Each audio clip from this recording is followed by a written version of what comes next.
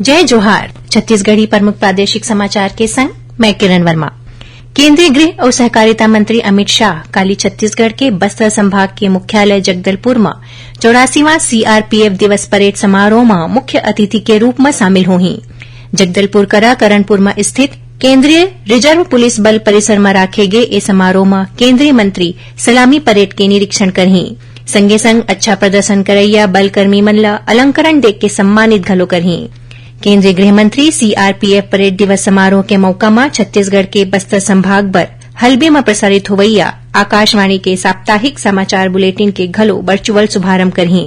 15 minute समय के ए साप्ताहिक समाचार बुलेटिन आकाशवाणी केंद्र जगदलपुर ले हरेक इतवार बिहनिया 7:30 बजे ले प्रसारित करे जाही। प्रधानमंत्री वाराणसी में आज वन वर्ल्ड टीबी शिखर सम्मेलन ला संबोधित करत कहिन कि सरकार के सरलग प्रयास ले देश में तपेदिक के मरीज के संख्या कम होवत है। कार्यक्रम में छत्तीसगढ़ के राज्यपाल विश्वभूषण हरिचंदन वर्चुअल तरीका ले शामिल हुईन। राज्य सरकार अब प्रदेश के किसान मन ले समर्थन मूल्य में प्रति एकड़ 20 कुंटल धान खरीदी। मुख्यमंत्री भूपेश बघेल काली विधानसभा में विनियोग विधेयक ऊपर चर्चा के जवाब देवत ये घोषणा करेन।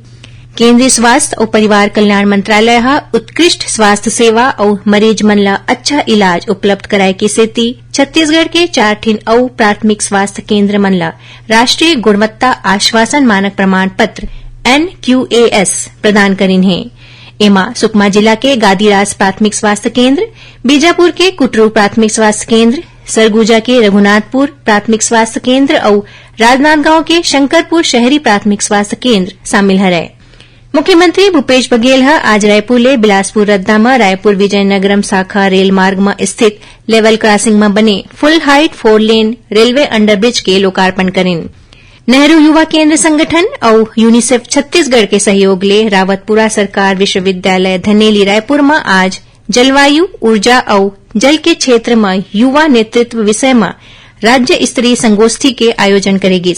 ए दौरान वक्ता मन कहिन कि ए बेरा पूरा दुनिया भर पर्यावरण के संरक्षण सबले बड़का चुनौती हरे और छत्तीसगढ़ के सरगुजा संभाग में आज बिहनिया 10:28 में कई ठिन जगह मन में भूकंप के झटका महसूस करेगी। ए भूकंप के तीव्रता रिक्टर स्केल में करीबन 3.9 मापे गए है। एमा कोनो जनहानि नहीं हुए है। ए रिहिस अब तक के प्रमुख प्रादेशिक समाचार। जय जोहार।